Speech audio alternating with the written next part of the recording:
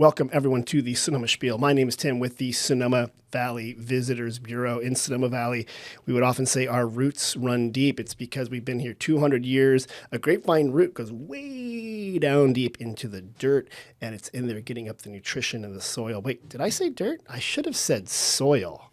And the reason why I bring up soil is, and I'm going to find out a little more about that, is because this week I have a very special guest. Now, I know every week I say, I have a very special guest, but this time I actually mean it. And it's not just because he rolls around in the dirt and the soil. It's because he knows a lot about farming and grapes and wine. And it's Sam Coturri with Winery 16600. Sam, how you doing? I'm doing well, Tim. Happy to be here. Thanks for having me. Were you worried when I said dirt? I mean, I was going to correct you. Because you are famous, and your dad is famous for saying it doesn't grow in dirt. It grows in soil. It grows in soil. Yeah. And we grow soil. you grow soil. We grow soil. Okay, let's just jump into that. How do you grow soil? Well, we most predominantly farm in the Moon Mountain district, Right. up on these hills. And if you've ever, in fact, I brought a wine that we call Muchas Piedras because the vineyard is a giant pile of rocks. Okay. And obviously, plants do need soil and nutrition. They're not getting it from rocks. Right. So what my dad likes to say is from April 1st to November 1st, we grow grapes. Okay. And from November 1st to April 1st, we grow soil. We're farming that cover crop, and especially in a place like the Moon Mountain district where there's erosion. Right. You have all these things going on.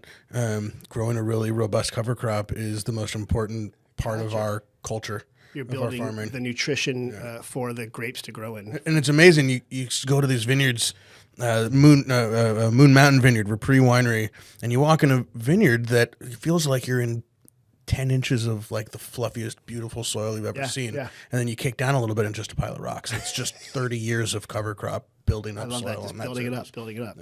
Yeah. So you are with Winery 16600. Yes. That is a winery that has a tasting room in Sonoma. Indeed. And then also, my understanding is a vineyard up on the hills, Right. Moon Mountain. And then there's a whole other level too, which is Enterprise Vineyards, which is the farming company that my dad founded in 1979, which grows all the grapes that we use at 16600 and many, many other vineyards around the valley. You guys started out as farmers. As farmers, yeah. And then you're like, you know what? We keep growing these grapes. We don't know what to do with them. What if we squished them? More like my dad kept convincing clients to plant things that he wanted to drink. Oh, and then, smart and man. then started making them himself so that he could drink them. I love that. I love it. Sam, so I was going to ask, how did you get into this business? It sounds like you were born into it. Wine on the table from as early as I can possibly remember. My dad and my uncle started a winery called Coturri of Winery in the 70s also that was sort of the vanguard of what's now called the natural wine movement. It was just making wine from grapes and kind of using old school technology or lack thereof and kind of started a change, between my dad's farming and my uncle's winemaking, in a lot of ways changed the wine world forever. Right. Yeah. I mean, the Coturri name is pretty well known in the wine business. If you are a wine person, for better or worse. Sometimes it's a swear word. How did your dad decide to get into that business? Was his family into it, or was it just like, hey, this is the time? 70s in California was the time of a lot of wine exploration and figuring that out. In a lot of ways, it's probably kind of like how I chose to get into the wine business. Mm-hmm. This year, my dad turned 73, and at least according to his arithmetic and history keeping abilities, this will be his 60th harvest. Oh. First time he picked grapes, he was 13 years old at what is now Laurel Glen Winery. Oh, okay. Up on Sonoma Mountain, neighboring to this property that my grandparents had. So this is, his 60th harvest. He shows no signs of slowing down on him. He's finally catching the hang of it. He's finally figuring it out. So, and it was just always just there. The family thing. It was, I'm in the middle of writing my wine club release letter for the fall, and I'm talking about two farmers that had a lot to big influence on where my family is now, and one of them is my great grandfather Enrico Coturri, who immigrated from Tuscany from Luca in 1907 with $9 in his pocket, and on the Ellis Island register, his occupation is farmer. Okay. So it's something that I think, is pretty deep in our genetic code. Maybe we just can't do anything else. But that's as long as other jobs out there. Yeah, exactly. As long as we know, we've been farmers. Sam, you bring up a good point. A lot of people from Italy, from the Tuscan region, settled here. Right. So much so that we have the Toscano Hotel, which is a change of the spelling, but that was a huge part of our immigrant community that came here during that movement. So you're one of those. Oh, totally. I mean, you think about Enrico coming here. He was in San Francisco. The Rossi family, we farmed the Rossi Ranch. Valentine Rossi's family planted grapes there in 1910, and Val farmed that, and it's where my parents met picking grapes in the 70s. It's the Sonoma story, right? Their hands reached for a bunch of Syrah or something, or an Italian varietal probably. It was Riesling, actually. You're a gray Riesling, something that should have never been there in the first place. Yeah. Well, this might shock you. I grew up in the South Bay, in the famed Almaden wine region. Yeah, when there was vineyards and orchards down there. There was Valley of the Heart's Delight. And I remember when that vineyard burned down. It was the Almaden Winery. Now it's a jug wine out in Modesto, I think. Right. But we used to be this. There was a lot of Now there's houses, and technology, solutions, buildings, SAS, hospitals. AI. Yeah. I don't know what's down there. The world changed. So Sam, did you always want to be in the wine business? No. No. Not what happened? But 2008 recession happened. Need for a job. No, I went away. Actually, I think it was one of the most important things that I did growing up in Sonoma and you hear about this in other winemaking families, that you have to go out of the business for a certain amount of time before you can come back in. There was no formal agreement like that, but I went to Reno. I went to college. Applied in the dark arts like you do, PR and marketing, politics, and did that for a while, and then came back to California and kind of did the same thing in the burgeoning medical cannabis world. Oh, really? Okay. And then basically 2010, I lost 2 jobs in 2 years, and you could be in the tech industry. And my dad had started making some wine, and didn't really know what to do with it or have a brand or a plan to sell it. And I came home and figured out what 16600 was going to be. I love that. Yeah. So you did your winery rum Springer. You went out, you wandered for a couple of years. Yeah, totally. you 10 came years back in the desert. Came back to the community. I do love that. I can see all these winery families just kicking their kid out, and they're like, you can't work in the winery. No, go out there. We interviewed Alicia Mondavi on the Winemakers podcast a few weeks ago, and in her family, it was actually a formal thing. You could not work for the family business if you hadn't worked 5 years somewhere else. Oh, interesting. Yeah. That's actually smart. It's brilliant. Yeah, that's a thing. And we're going to get to that because you also have your own podcast. Right. We have dueling podcasts. The second most popular podcast in Sonoma Valley. Do you like that? You're I want to run numbers with you, Tim, but we'll let you have that one. So people ask how many people listen to this podcast. And first of all of them. All of them. All of them who are listening right now listen to it. Second of all, as you know, hard numbers for podcasting is because it's through a distribution model, it just goes out, right? So when people talk about the top podcasts like the Joe Rogan and all those, the Brosphere or whatever's out there, those are because those companies have pushed them up, and they want to put them out there and get it out there. But people like you and I, respectively, the number 1 and 2, or number 2 and number 1, I don't know which one I'm pointing at. We're basically the top podcasters in Sonoma Valley. We might also be the only. I think there might be a couple others. But yeah, no, it is kind of funny. And that's my tagline there. Yeah. I put also most interesting, because you're a wine podcast. Yeah, mostly. Yeah. But wine's about everything. Right. That's what I love about you. And I've been on your podcast. You have. It was good. You were coming in, I think it was last year, from a harvest, running in. Right. I was fried. You were full of soil. Yes, I was full of soil. You were I was dirty with soil. With soil and mog and whatnot, and you came right in. All right, well, let's get to the business, because I know Winery 16600, from a visitor standpoint, you have a tasting room. It's just off the plaza.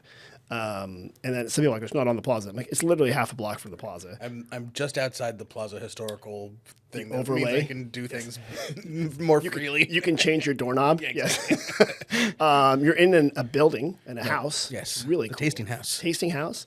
You're right down from the Sonoma Valley Inn. You're right behind the Pete's Coffee for people who kind of know where we are.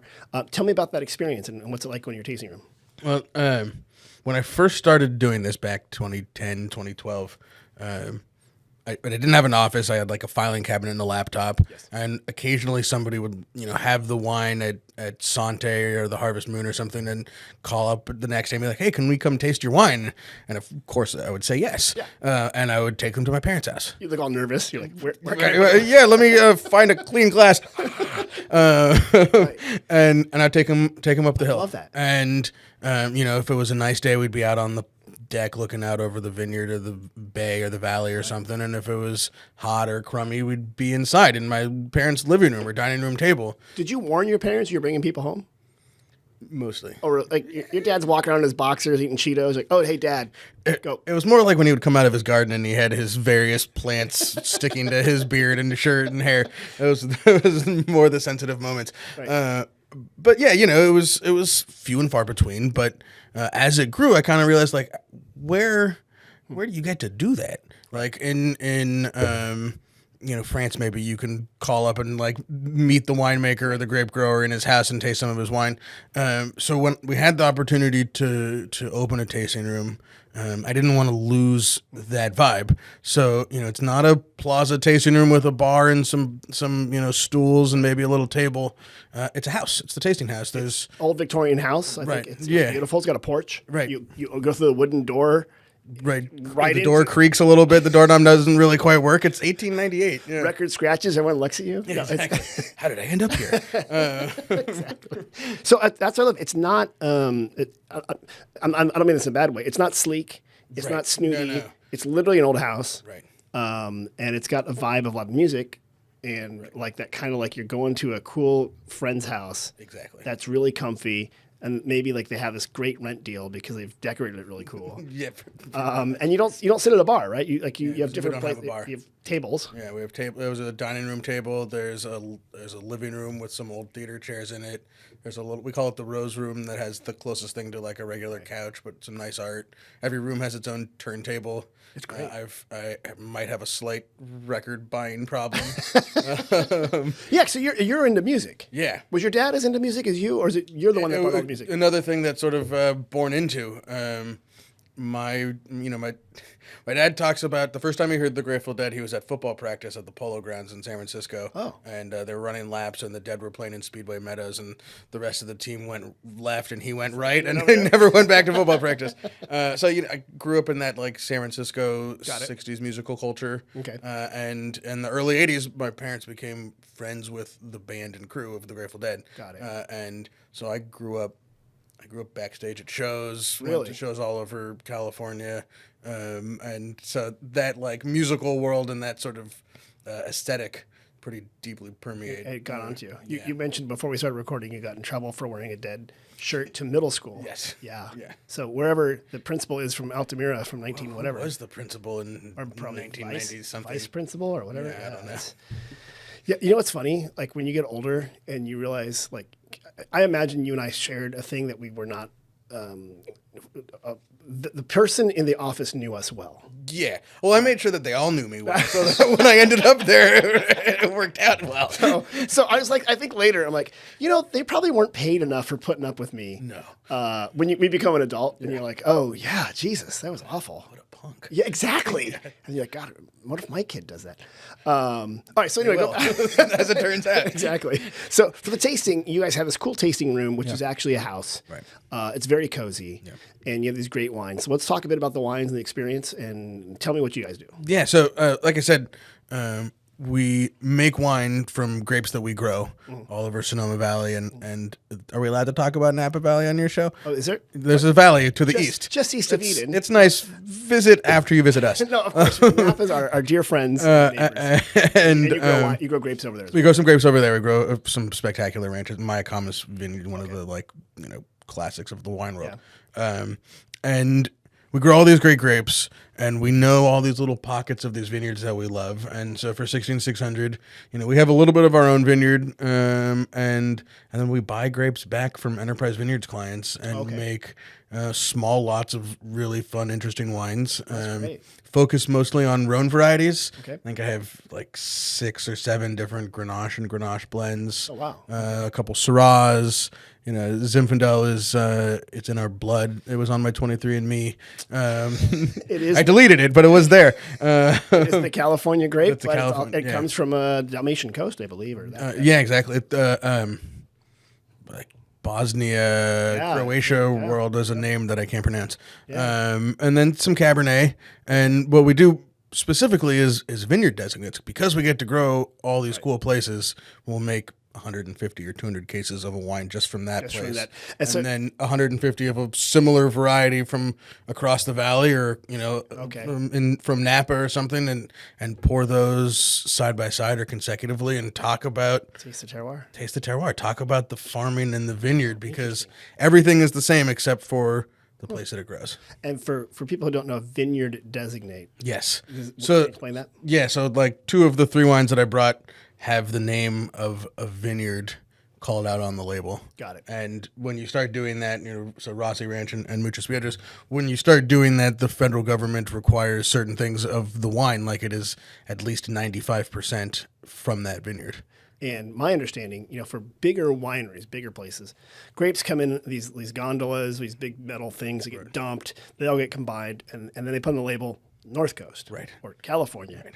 When you get to vineyard designate, you've got to keep those grapes and that juice separate all the way through bottling. Yeah. So it's kind of, it's a bit more of a logistical thinking ahead because you don't want to dump it to a tank and then add some other fruit in there. Yeah.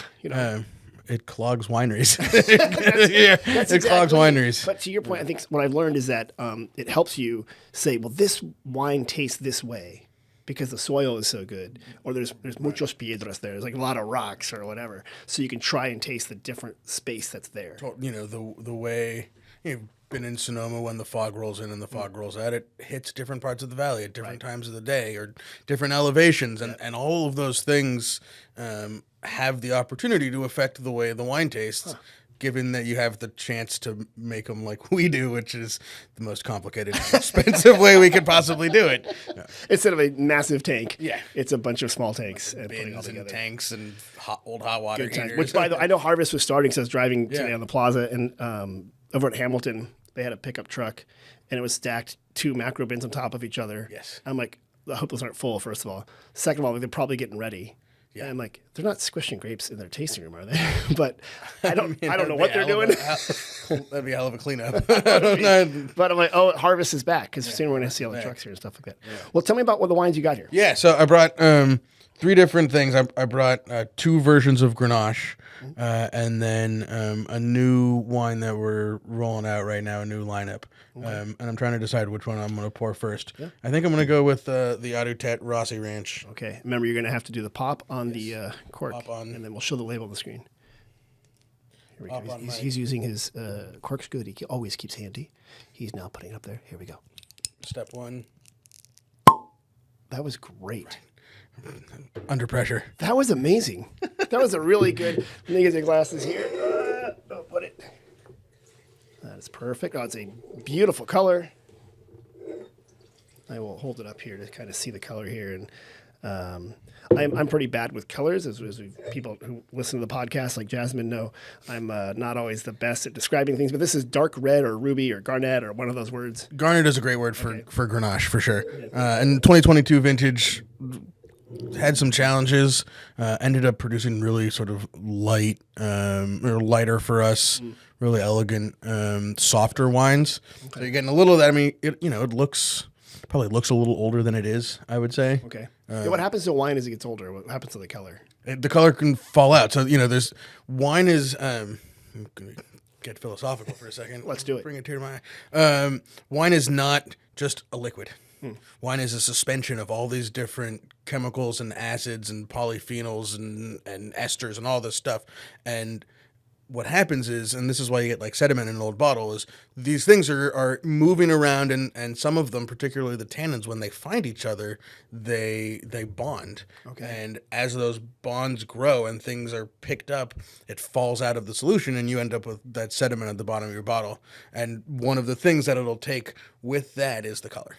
So as wine gets older, you get, you look at the way that like a som or somebody who's evaluating it professionally would put it over a piece of white paper and look at the rim of the wine and look for brickishness and things like that. So that's what's happening with the color of the wine as it ages. That's amazing. Yeah. You should do this for a living. I've thought about it. Here we go.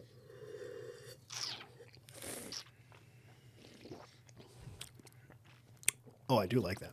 Yeah, it tastes pretty good today. Wow. Even on a hot day. Yeah. Luckily, the air conditioning's on. That's good air conditioning. By the way, it's never hot or cold in Sonoma. The weather's always perfect. Always perfect. In podcast land. On Sonoma's, one of Sonoma's top podcasts. That's why you're the top podcast. It's always 72 and sunny in Sonoma. What grapes are in here? So this is labeled as Grenache. It's 100% Grenache intent, but there's no such thing as 100% vineyard that my dad has ever planted. So there's definitely some Mourvedre out there. Okay. Kind of snuck in there. And A, it's good for biodiversity, and B, Grenache and Mourvedre they go together. You get a little bit of structure and savoriness from the Mourvedre that kind of carries all of those beautiful fruity Grenache flavors. That's what was explained to me once, that when you look at Cabernet Sauvignon, Pinot Noir, on a label, it's you assume that's all that's in there. Right. But in reality is the winemaker is like a chef. They can use different grapes to kind of like backfill or create different flavors. Totally. That get you the final thing. Yeah. And there's a whole bunch of weird random grapes you guys made up. I feel, I've been in this literally my entire life. I at least once a week hear of a variety that I've never heard of before, and surely sounds made up. So that's that doesn't seem this is real. Our chance. Oh my, the Coturri varietal. The Coturri. I don't want my own variety. No, I want a clone. We got to think of like Coturri clones. The Coturri clone. Yeah, the Coturri clone. We totally just got to start talking about it. Right. We have to manifest it. And then it'll become a thing. Say it on Sonoma's #1 podcast, and it'll become real. And then next time I'm going to go all the way up to Healdsburg, far away, or over to Napa, east of Eden. And I say, "Oh, have you guys used a Coturri clone on this?" Yeah. And they're like, "What are you talking about?" I'm like, I'm hearing about it. I'm hearing good things about it. People are saying. People are saying. And I'm only asking questions. What your wines? Yes. What kind of things would I eat this with if I were to make the mistake of eating food? What would I do with this? Let me preface this with saying I believe the emphasis on pairing the perfect food with the perfect wine is completely overblown. My favorite thing to pair a wine that I love with is a food that I love. And when you do that, and you have two things that you love, chances are you're going to love it. It'll all come together. Put chocolate on my peanut butter. It's going to magnify it and make it better. What I like is when you get more interesting with pairing. Okay. So obviously, this is a Grenache. It's got some structure. It's got some body. You could, have a red meat. You could have a lamb chop or a pork chop even. But we did a dinner a couple years ago with Jacob Talbert, used to be sushi chef in Sonoma. He's now up in Humboldt. And Brian Casey, who's our runs our tasting rooms, sommelier, paired this with like a raw tuna dish. Really? And it worked beautifully. That's fantastic. So, I think that when you can really like get out of this box of like, Pinot Noir and salmon and like just it's I agree with you. I'm not a winemaker. Right. But you're a wine drinker and you're a food eater. I'm just sitting across from one. Right. And I think like in general, and we could go on for hours about this, but the fewer barriers we put in front of people enjoying the things that we make here, whether it's food, wine, cheese, the meats that are grown here, the olive oil, and just let people enjoy things, the better off we'll all be. I'm gonna applaud that. Okay. We'd give it a ding on the Winemakers podcast. Oh, nice job. That's exactly it. Yeah. Because I think sometimes when you make it too scary, too complicated, you tell people this isn't for you. Right. When you're like, no, come on, this is for everybody. I mean, it's good food, it's good wine, it's good produce. Enjoy it. and it's here in one of the most perfect. Every day is 72. It's a great place to grow things. You know what I mean? Is 72. It's at least every day is 72 at some point during the day. That's right. It's one of the greatest places on the planet to grow these things that we get to grow here. Why do we make it more complicated than it has? You're spot on. And we have good soil. And we have great soil. Although you got to treat it well with soil. Right. And not dirt. There is funny. There's a company called Dirt Farmer. There is a company. That is actually fun. You guys always do like sharks and jets. Oh, like totally. you kind of 100%. You have no idea. Really? The cowboy. Look, I've. Maybe it's because I just binged Yellowstone. Yes. Oh, great. Right. You're flying on a helicopter. Flying a helicopter. No, I really think that like the cowboys of Sonoma Valley are the vineyard workers. Yeah. Whether 100%. whether they're the foreman or the construction crews or the guys out there. Right. Pulling leaves and picking grapes. Hard work. That's our cowboy culture. 100%. You go to the delis, and Habano or whatever the delis. I'm getting my sandwich and I'm in my little polo. Right. And these guys Seen that color on you before. Thank you. And these guys pull up in their trucks, and you can tell that they're actually working the fields because their trucks are dirty, right? And their boots are dirty, right? They're not the perfectly polished, winery owner boots, and it's not like G-Wagon. Winemaker boots. Winemaker boots, right? But they roll in. They've got their Felcos on their hip. They're hot. They're dusty. You're like, oh, these are the guys. They're the ones that are doing it. I say guys, it's men and women who are doing it. There's more and more women out there than, especially like when I was growing up.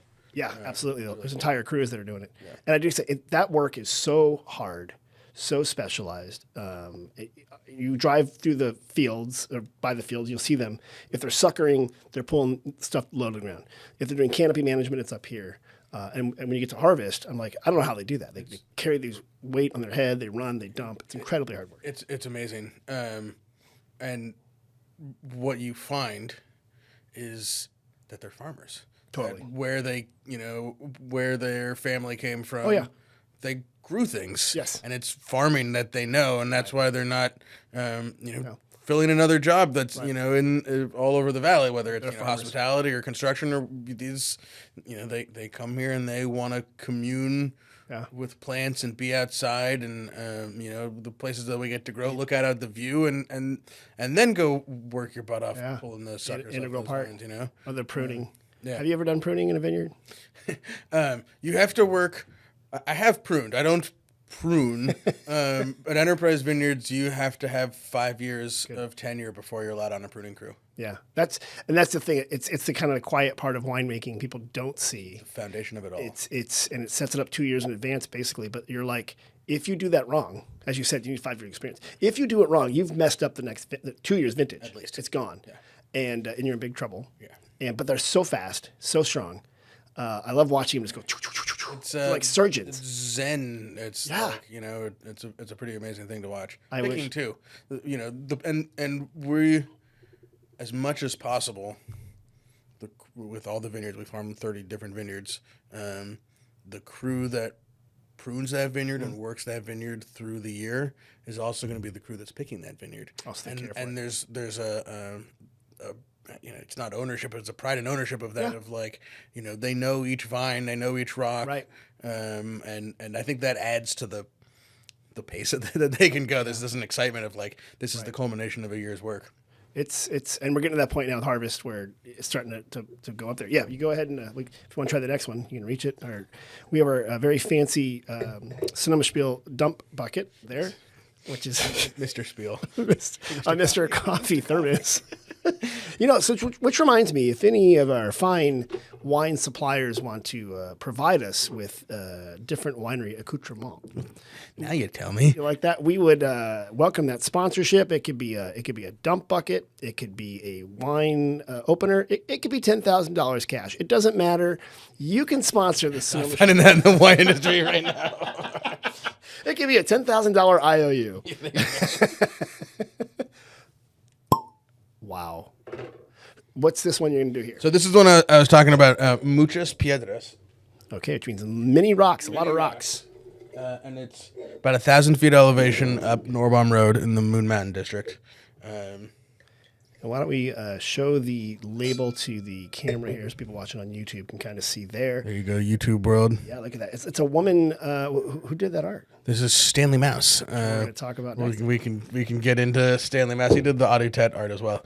Okay, so this is Muchos Piedras. Muchos Piedras. Again, Grenache-based wine. Okay. This is... It's about 2,000 vines.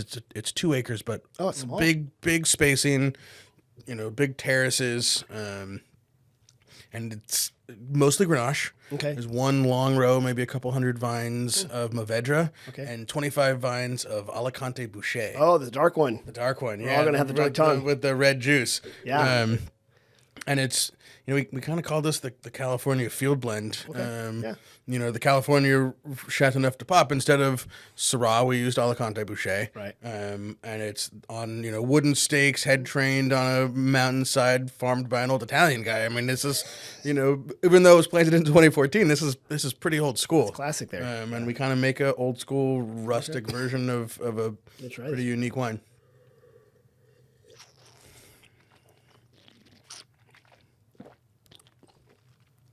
I do like that one too. Yeah, I do like that one too. Am I using the word tannic correctly? There's a little bit of tannins in the back there. Definitely some tannins. Okay. To go back to my talk about the color of wine, tannin is this beautiful molecule. Okay. And it's like 3 prongs as on its own. Okay. And those are the prongs that, as they come together, you get 3 or 4 of these molecules, sort of like 3-pronged molecules. They start to form little spheres. And Grenache is always going to be a tannic grape, but when you're out in the vineyard tasting the berries and you start to taste, instead of sharp tannins, they're there, right? But they're starting to be round, and that's when we want to pick it. And so there's a ton of tannin there, but it doesn't like. It's not attacking. It's not attacking. You're not like dry and tacky on the microphone here. Right. And that's to me, a little age helps with that, but the only thing that really happens is that can happen in the vineyard, nowhere else. I like that. And do the tannins come from the skins or the juice? There's skin tannins. There's seed tannins. There's some that is naturally there. But yeah, mostly coming out of the skins. I like this. Tell me about the label, though, because you said this guy named a mouse did this. A mouse did this, yeah. We in the tasting room we talk about Stanley Mouse as sort of the Forrest Gump of the art world. He was just like at all of the important places all the right times. Grew up in Detroit. Did like hot rod pinstriping and this hot rod art with a guy named Rat Fink. Big Daddy had, that's right. Big Daddy had Roth. So he was Rat, and then Stanley Miller became Stanley Mouse. Moves to San Francisco in the 60s. Oh. Probably takes some psychedelics and then dreams up the image of what you think of like a San Francisco concert poster and all those crazy fonts and like he did like the Janis Joplin ones, Grateful Dead ones, Skull and Roses, like every Journey album cover. Well, that was him. All those like scarabs and exploding planets. Steve Miller Band, Pegasus, Flying Horse. That's actually the same font that we have. And the one that blows people's mind, those pictures of John Lennon and Yoko Ono, black and white, they're in bed holding signs. Yeah. Mouse is just off the frame of those photographs painting those signs. Like, oh, really? It's just like mind blowing all over the This is the world. Guy that was like all the weird pop culture moments. Yes. He was there. He was there. Just off to the side. Just out of frame. Painting away. Which is the only place that he would want to be. Oh, so he's not a front of camera kind. He's a mouse. He's a quiet, shy, kind of little dude. He's in his 80s now. He still comes to some events at the tasting room, but he'd much rather have a pad of paper or an easel and a canvas in front of him than anywhere near the spotlight. Yeah. So could you hold that label back up to the screen and to the thing there, because I love it. It's a woman contemplating. It looks like a drink, a glass of wine. It almost has like this French style. Yeah, a little Toulouse-Lautrec kind of thing going on. Absolutely. Yeah. There we are. And that's beautiful. It really is amazing. And he painted that. He painted that. The original hangs, it's pretty big out. I'm not going to misquote the size of it. The original hangs in the parlor, what we call the sort of living room of the tasting house. And my favorite part of a tasting is, 3 or 4 wines in when people start kind of contemplating what's going on in her head and, did she get stood up? Is she, contemplating dumping some. Yeah, what's going on in her head? What's going on? Or is it there? just a really, really great bottle of wine? It could be all of the above. Yeah, maybe it is. Because yeah, this woman, she has a pensive look. She's staring down, maybe at the glass, maybe not. The lighting is coming in from the left-hand side. Hand on her chin a little bit, or on her She's doing some neck. thinking here. Yeah. Does Stanley live in town or nearby? He lives in I grew up with his kids when he lived in Sonoma. Okay. And he's out in Sebastopol, but nearby. actually, when he was here a couple weeks ago, he was talking about moving back to the valley. Oh, really? So okay. I'll keep you posted. We call Sebastopol extreme western Sonoma Valley. Yeah, there you go. So you just go up and around. How's the podcast do up there? We're big in Sebastopol because this is 100% organic. For those who don't know, Sebastopol is in the West Sonoma County, and it's definitely got its own vibe. Great town. My son worked the farmer's market there for a long, when he was like from 15 to about, well, recently. And once though, 'cause they have a drum circle at the farmer's market, and he goes, "Dad, a guy came up to me and ordered a burrito, but he was wearing a butterfly outfit and talking about a vortex." And I said, "That's your average Sebastopol farmer's market story, son." Keep talking to him. You probably got some things to offer. Wisdom. And he goes, "What is a vortex?" I'm like, "That's Sebastopol surrounded by one." So, yeah. All right, I like this. This was the Muchas Piedras. What did I bring? The 2021 Muchas Piedras. So this is available at the tasting house. And then Moon Mountain. So Sonoma Valley, oftentimes people think it's just one big spot, but from a wine world, there are different sections of the valley, which we call AVAs, American Viticultural Areas. And Moon Mountain is one that's middle of the valley and up on the mountain. Right, up on the mountain. One of the really amazing things about Sonoma Valley is all these different microclimates, all these different soil types that allow us to grow. We just did a tasting in Fort Mason last week of Sonoma Valley wines. We had the sorbet. There was at sorbet like 20 plus different varieties in that room. And so there's the valley floor of Sonoma where Bedrock and Abbott's Passage and Hamel are down there, the Old Hill Vineyard, the Sarah's Ranch. Yeah, right This there. is like classic Sonoma Valley. There's valley floor soils, valley floor weather. There's Sonoma Mountain, which is where we started, the 16600 Enterprise World, and that has very different climate and soils. And then there's the Moon Mountain District, Which is the other side of the valley, right? the other side of the valley. It's the western-facing slope of the Mayacamas Mountains, which is the mountain that separates the two valleys. And it has really different soil and really different weather than just about any other part of the valley. And as a result, makes really different tasting wines and grows different varieties better.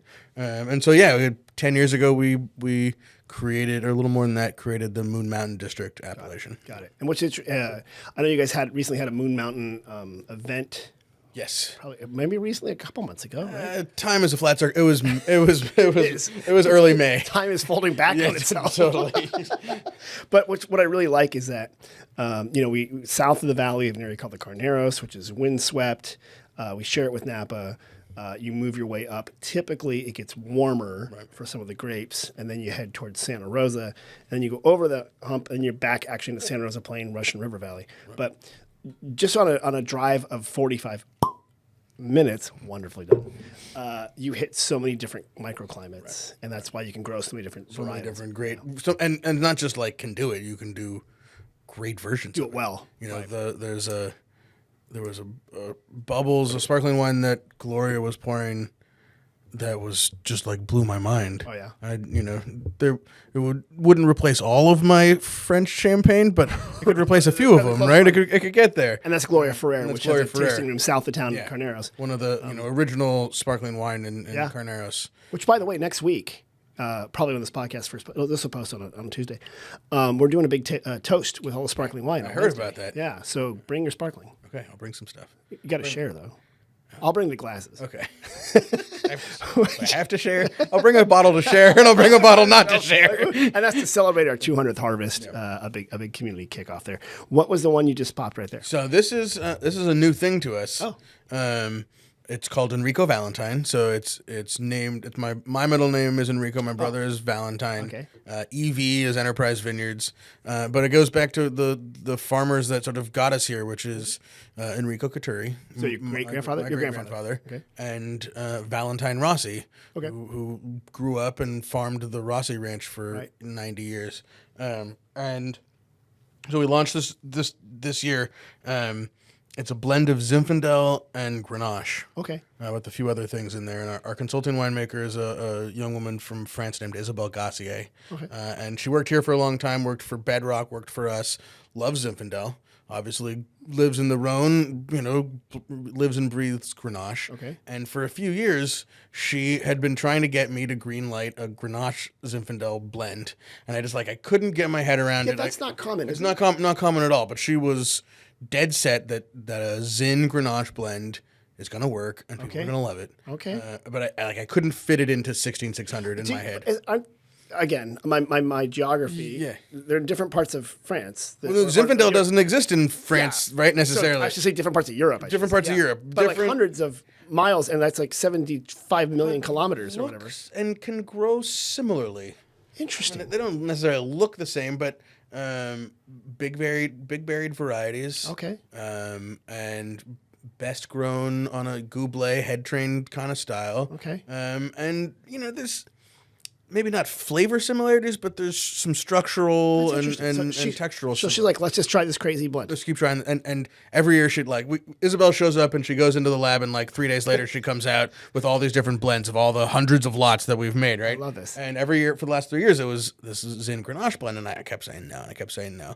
And finally this January we had to do something with this juice that we had. Right. She came out of the lab with this, and we made it. It's the farmer's wine. Okay. This is it's at affordable, accessible prices, and drink now great, will age, but it's sort of the farmers who take what they have and make the best out Sam, of it. this is perfect. The label has a hand on it, taking a harvested grape. It's kind of dyed. I'm a hand model. Is it your hand? Yeah, that's my hand. I thought so. Yeah.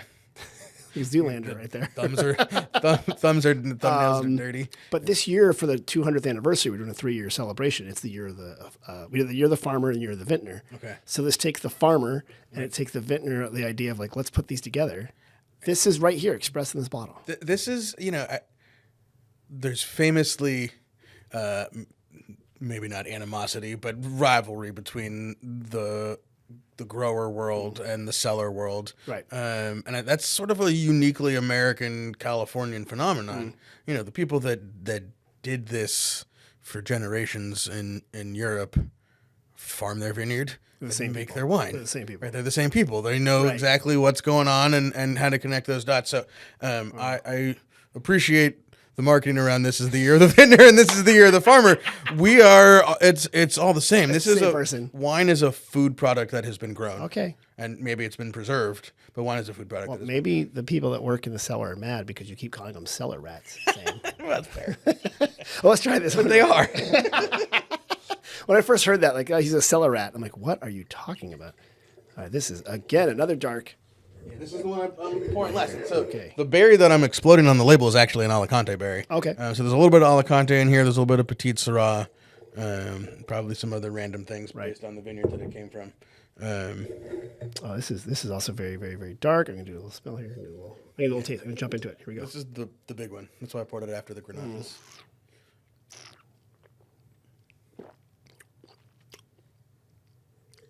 Okay, she's not wrong.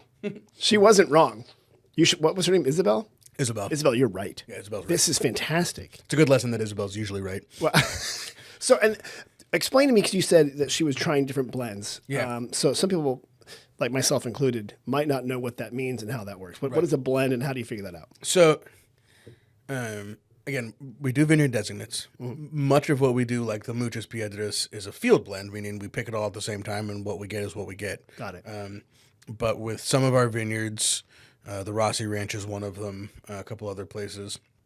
There's different things that you pick at different times that are ripe, that ripen differently, whether it's varietal wise or, one's a different slope, one's a different soil type. Things just go at different paces. So you pick those things separately. Okay. And you ferment them and vinify them separately. Okay. And then Isabelle will come.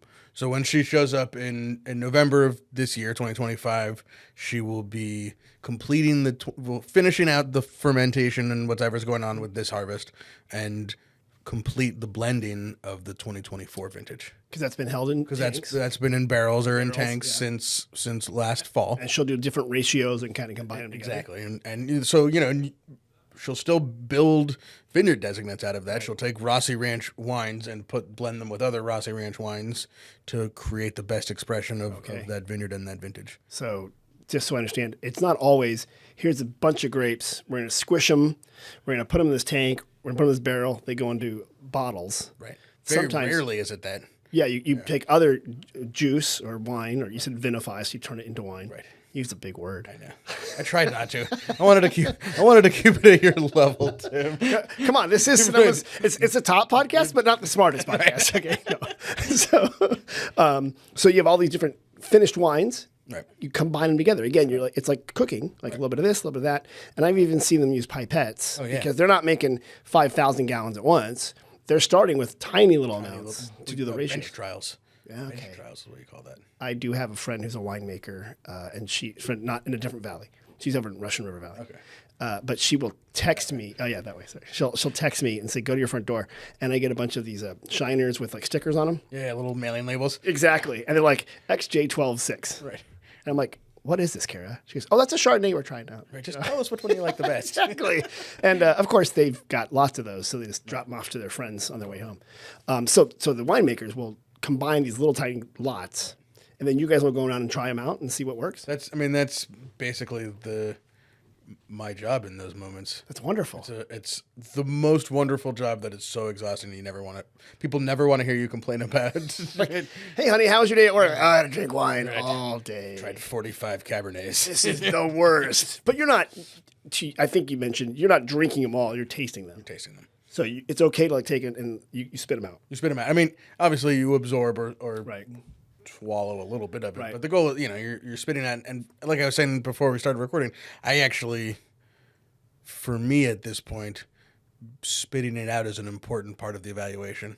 How it tastes in your mouth after it's out of your mouth. Got it. And I feel like you can see that and experience that without having drank the wine much more clearly. I want to just go on record as thanking you for not spitting the wine back in my face right now. I was looking for a spot around there. there. Self-control you had shown. Right. Well, it's still early. Well, these are all available through your winery, by the way. That's everything. If you're on the website, the Enrico Valentine Red Blend is available by the case. Very reasonable, $300 a case price. Okay. But everything is available at the tasting house. Got it. There's a phone number that you can call or text if you want to make a reservation or buy wine, send wine to your friends or family. 707-721-1805. Call it, text it, and things will happen. Operators are standing by. Or at least Jasmine is standing by. Jasmine's like, wait, he said, people are texting me. I'm busy today. And what's the website if people website is Winery 16 the word 600 the number.com. So SIXTEEN 600.com. And then the tasting house is located on First Street West. 589. There you go. I'm trying to do my math. Like, what's the direction there? There's the numbers over there don't really. They don't make sense. They don't make sense. Well, the complex that we're in, funny story, the complex that we're in is owned by the same family that owned the first vineyard that my dad farmed organically in 1979. Because it's Sonoma. You don't really get that far. Yeah. But every little building in that complex is a different number that should somewhere be on the street. It's like 589, 567, 5. It's totally just like, it's a free-for-all. It is working in a visitor center. We have explained to people we have two first streets separated by not much. And by nothing. Like less than, it's not even a full block. And they're like, well, why is one east and one's west? I'm like, well, one is east of here and one is west of here. Right. they don't go east or west. They go north south. And you need a compass to figure out where you're going. Anyway, that's Sonoma. We blame Vallejo. Before we get to the next section here of the podcast, I want to mention your podcast. Yes. Can you tell me the name of it and how people can find that? It is The Winemakers, and it's 2 words, wine and maker. Actually, it started in these studios right here with the In the Vine Country radio show with the dearly departed John Myers. John. And we decided to take it big to a podcast. And so it's me, Brian Casey, Bart Hansen, was John. Now we have a guest host, Danielle Langlois. And the idea was, there's different sides of the wine world. There was John, the wine drinker, Brian, the somm, Bart, the winemaker. I was coming from the farming side, and we'd evaluate wine, the wine world. We have guests with, who are winemakers or not, just people in the wine sphere somehow. And I love that show because I've been on it, and it's like you hot seat guests sometimes. Like, sort of like jump in, and like whoever's like walking behind the tasting house, they were just like, I'm like, this is the most random show ever. You're like, keep rolling. There's no studio. There's no production. There's no editing. We just keep it live. You come skidding up in your truck, like running out. The best review we ever got, Tim, was somewhere on the Apple iTunes podcast review. Was somebody called us moderately educational but highly entertaining.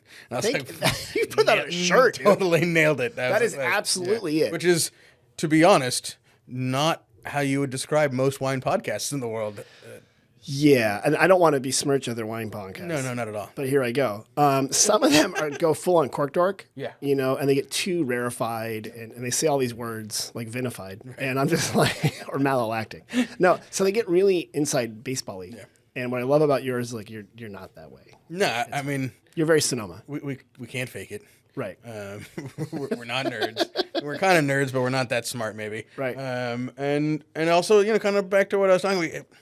You try and keep this stuff real and remove those barriers of big words and make it something that you drink, you enjoy. You can go as deep as you want. Right. But you don't have to. You're drinking wine with friends. Right. That's what it's about. Totally. So act like you're doing it with friends. You're not like the high altar of wine making here. Now, if you want to put some 16600 on a high altar, I will not dissuade you. By the way, operators are standing by. Call Jasmine. Order 5 cases now. That's the way to do it. Again, so that's the Winemakers Podcast. The Winemakers Podcast. And you can find iTunes, Apple, Spotify, whatever still exists. Does Stitcher still exist? It might. Amazon, it's out there. Isn't it crazy when you start submitting them to all these things? You're like, is that a real podcast platform? I never heard of it. And then all of a sudden, 1,000 people listen overnight. You're like, I guess people care about it. By the way, when you're listening to either the Winemakers Podcast or the Sonoma Spiel Podcast, just comment right now the most rare, odd platform you're listening on. Yeah, there you go. So we can be. I bet you someone's pressing them into vinyl and playing them. Dude, send me. First, I'll buy them from you. I'll buy them from you. That'd be the most hipster thing ever. Like, Totally. you want to get together and listen to vinyl. podcast. Please make that a reality. It's all scratchy. Like, the grooves really play up the sound or the Makes timbre it of the feel voice. like you're just there, Right there, do it real. Oh, God. All right, so before we get on to it, Sam Coturri, Winery 16600. The website is Winery 16 spelled out 600, the numbers.com. You can also call and text and order wine. And then you can also listen to his dulcet tones on the Winemakers Podcast, which is available wherever you find fine podcasts. Right. Okay. On vinyl. All right, you ready for this? You know what's coming next, right? This is why I kept wine in my glass. People get really nervous about this, but I'm like, don't, because this is easy. So, Sam, we have 2 visitor centers. People call us, they text us, they email us, they slide into our DMs. Sometimes they actually send us letters. Really? Uh-huh. And they ask us all sorts of questions. You're going to help us by answering real questions in a segment we have cleverly titled, We Get Questions. Here we go. First one we got, because it's harvest, are there any wineries where we can watch grapes being harvested? Watching the grapes being harvested is tough. Why is that? A lot of it's happening at night. And also, it's not really something that people are going to want people close by because it's going to be dangerous. Yeah. I bet Hamel might be a place where you could harvest at night, but you have that good view looking over the vineyard there. Yeah. Benziger does a great job of getting you out in the vineyard, so that might be a place. Yep. I think maybe you'd have a better chance at grapes coming into a winery Good. And just to clarify, so you're saying rather than being out in the field, Right. where people are professionals, Yes. are hustling, And there's tractors and light, dogs and you mentioned lights it's nighttime. Yeah. A lot of times they harvest at night because, my understanding, and correct me because I will be wrong, but if you do it at night, the grapes don't start fermenting once they get squished. It keeps them cool. I get in trouble for my real answer on this one, so I'm going to do more of the ambassador answers, which is, and it's true. Basically, you want to keep things as cool as possible For the workers, for grapes, the grapes. I mean, yes, for the workers. Yeah. But if the farming industry really thought that way, things would be a lot different. No, fermentation happens at a certain temperature. So if you pick the grapes when the air is cool and the grapes have cooled off from the heat of the day, they're going to be in better shape by the time they arrive at the winery. And that's why visitors to wine country will see these funny lights moving across a hill. Exactly. That's Totally. actually a light It's truck. not a UFO. Might be. Might not be a UFO. But it's actually a light truck that helps them go down the rows and then pick the grapes at night. Right. And then bring them into the winery. Really early morning is when you'll see it. Yeah. Yeah, so it's a good answer. And you're right. I know Loxton in Glen Ellen, he good does a one, too. great job. And you can see it on... Lassiter, probably. The tasting is right on top of their So you cellar. can watch often the grapes coming in. Right. And that's what most people probably want to see. You don't want to be out in the fields at 2 in the morning. I mean, if you want... Text 707-721-1805. We'll get you out there. How nimble are your hands, right? Sign a waiver. It's right there. But otherwise, you can come in and see many wineries bring them into what they call the crush pad. Right. And you're right, Benziger does include that on their tour and many other places. But I do want to caution for people who are like, oh, can I just walk in and watch them crushing the grapes? Well, this is an actual place where people are working. There's forklifts, there's hoses, there's rats called cellar rats. Right. So no, you don't just walk back there. Yeah. You can't. Don't do that. Yeah. Also, it's we're at the whim of Mother Nature. Yeah. The day you're there, this ain't Disneyland. The day you're there, we may not be doing anything. Doesn't always happen. Cleaning presses, That's very exciting. Very exciting. Like that guy's hosing a lot, and he's wearing rubber boots. Like that's what he's going to do for the rest of the day. 8 more hours. Yeah. Okay, good. Here's another question: are there any wineries where we can have lunch? Places that make food. Does VJB does pizzas? Well done. Up there? Gelato, pizzas, and sandwiches. And gelatos. Yeah. A lot of places will let you bring like a picnic or a box lunch. Absolutely. Yeah. We'll do that. Who else has food making? I mean, a lot of places have like pairing. They do. Too. So I know Ham will bring them up again. They do it. Absolutely. Pangloss Repris does some great pairings. Almost every Corner winery. 103. Yep. Yeah. I mean, and just about everyone.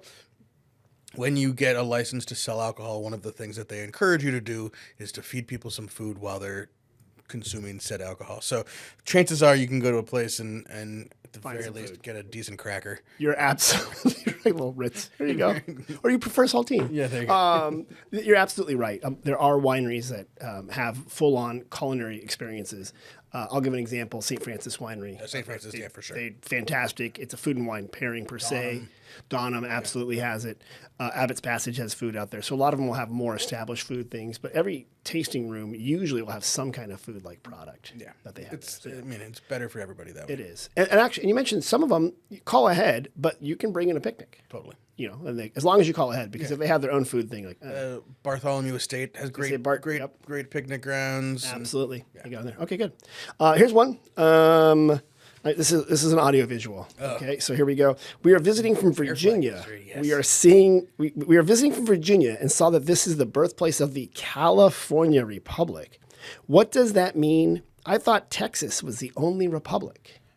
I believe that we stole that idea from Texas, if I recall my California Sonoma history correctly. It was borrowed. Yeah, the red star, the Lone Star, was borrowed from because it was right around. We got to see. That's so funny that we should know which was first. No, I'm pretty sure Texas was first. Yeah. Okay, so to your point. Yes. We're not. There are many states. There's also commonwealths like Massachusetts and Virginia, but both California and Texas were at one time their own republics. Their own country. And we were our own proud country for like 21 days. 21 days? I said that was like 2 weeks. Yeah, it was just those were heady days. Yeah.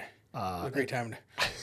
Good time to be a California Republic. I'm not gonna go there.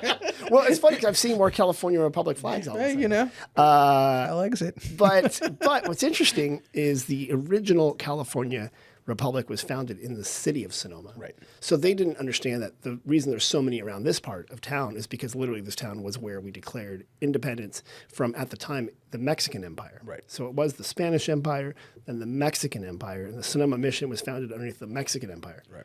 Then the California Republic for 21 glorious days, or maybe 20 and a half.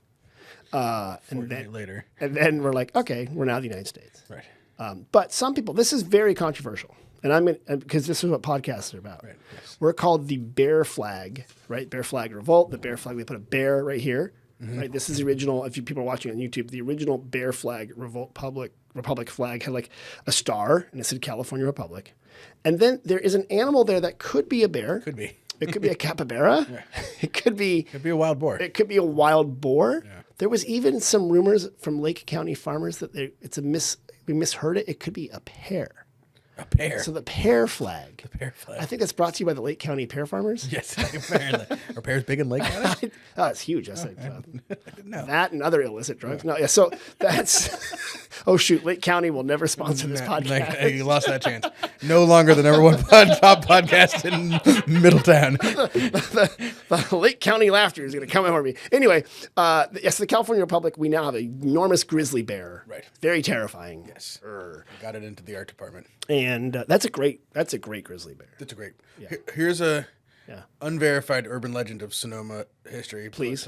Back to the Sayers family. Yeah. I grew up with some of those kids. Okay, yep. And one of them told me, and again, this is like grammar school rumors, Yes. that the star on the flag, when they made the flag, was cut out of his like great grandmother's petticoat, and that somewhere in the closet, like Judy Sayers' closet, still hangs that petticoat missing a star. I don't know if it's true. John, you're out there. If you're listening to verify this. Sam, I've been telling people this since first grade at Vintage Country Day School. I literally just heard it on the internet from you. Right. And it's on the internet. It's totally true. So it's 100% true that one of the Sarah's great-greats Right. had a petticoat, with a star. What is a petticoat? Well, you have one at the junction, if I recall. I don't know what a petticoat junction. No idea. I think it's like an underskirt. Yeah, it's something like that. Something you'd cut a star out of. And Yeah. Right. Why would there be stars on a petticoat? No, I think that it was like red. And like red velvet or something. I thought it was kind of scandalous. No. Like, oh, she has the stars on her petticoat. Yeehaw! Yeah, right. The scarlet star. No. No, it was like the red petticoat. That the I star understand was, now. Yeah. Okay, that makes more sense now. Yeah, I think that's true. That's 100% true. 100%. Yeah. You know what I'm going to do? If we're going to move the visitor centers at Toscano Hotel. Oh, that's right. I'm going to create a little plaque. Oh, perfect. And once I put it on the wall, it's true. Yeah, totally. Thank you. This is where wait. Mima Sarah's cut. Mima Sarah's. All right, next. So to the person from Virginia, which is a commonwealth, we were a republic. We're no longer a republic. But some people say we are. We're kind of crazy out here. Once a republic, always a republic. Always a republic. Okay, here's another one. And this is an audio visual. I see fields of these lovely blue flowers everywhere. What are they? Are they planted or are they wild? And I don't know if you can see these. Yeah. That's chicory, isn't it? Nothing gets past Mr. Soil. Mr. Soil knows. Yeah, chicory. And a non-native weed? Some might call it invasive. Yeah. Chicory A weed is just a plant out of place. That's correct. Yeah. Chicory is basically the Himalayan blackberry of the flower world. Yeah, totally. We love them, but they're not from here, and they're everywhere. They grow in disturbed soil. Mm-hmm. And so if you see a vineyard that's been left fallow and recently torn out or changing, it becomes chicory. Right. It's a beautiful flower. It is. It's lovely. It's got little prickly parts to it. It does. That's why it comes back again. It's almost like, you know how the goat head suckers, whatever those goat head, it's one of those plants that like you're just not going to get rid of. Right. But this one's actually pretty. I think it grows more in the East Coast, but it dies there in the winter. Is it the same as like the chicory that they put into New Orleans coffee with the beignet? I was wondering the same thing. Yeah. Hey, New Orleans, visit New Orleans if you want to sponsor this podcast. Let us know if this is the same. Is this the stuff you're putting in your coffee over there? Let us know. You know they fry everything in New Orleans. I hope so. Have you been there? Yes, wonderful. I love New Orleans. It's so fantastic. Yeah, it's a great time to drink Rhone varieties. 100%. And then talk about pairings. Grenache and Syrah and New Orleans food. It just works. Yeah. Maybe hey, New Orleans food. If you want to send over New Orleans food. I don't know the NewOrleansFood.com people or whoever, but just something. Antoine's. I was at Antoine's. It was amazing. Call Emerald. Right. Bam. Wait, is Emerald still alive? Yes. Okay. Pretty sure. That's the worst thing. That's the worst thing. So, hey, you actually answered all the questions correctly. Wow. And I threw a hard one at you. I'm going to give my wife, Alice, Yeah? identified that plant growing in our yard Really? a few years ago. So I'm going to give her credit on that one. So if you want to know about plants, go ask Alice. Go ask Alice. Wow, Alice, is she like a gardener person? She's a plant person, artist, Okay. all around knower of things. Yeah. Except for apparently who to marry. She makes great choices except for one. I just use the iNaturalist or whatever they call that app. Oh, yeah. That I got picture this. That's what I use. Yeah. I'll picture this. Okay, it's good. We're just going to be replaced by AI soon, so enjoy it now. Ride it out. We can't. Sam, this has been a wonderful time. This has been a blast. I'm glad you came on. We talked about soil. We talked about Grenache. We used the word Alicante Boucher at least twice. At least twice. You said vinify. Vinify. I apologize. That's all right. And I learned a lot. Before we go, I want to get your podcast is The Wine Makers, 2 words, wine and maker. okay, and that's available wherever you find podcasts. Yes. Yes, and then the winery that you are from is Winery 16600. okay, and the website again is if I recall winery, then the word 16 spelled out, Right. then 600 the numbers Right. .com. .com. And then if you text the number 707-721-1805. then Jasmine will immediately fulfill. Ping Jasmine's phone wherever she is in the world. And 3 in the morning. Damn, I wish I'd turned that off. It's ready. But it really is a great experience and stuff like that. So, hey, Sam, thanks for being on. Thanks for having me, Tim. Been great to have you. And after you've done all those podcasts, after you've subscribed to his newsletter, because it's a good one, and after you've already reserved your time with Jasmine, please go to sonomavalley.com for deals, special offers, and events, and to find out what's happening with the Harvest Mom and Dad. Thanks for listening. And Jasmine, I think we mentioned you a few times, Got you. but thanks for listening. All right. Have a good week, everyone. Bye-bye.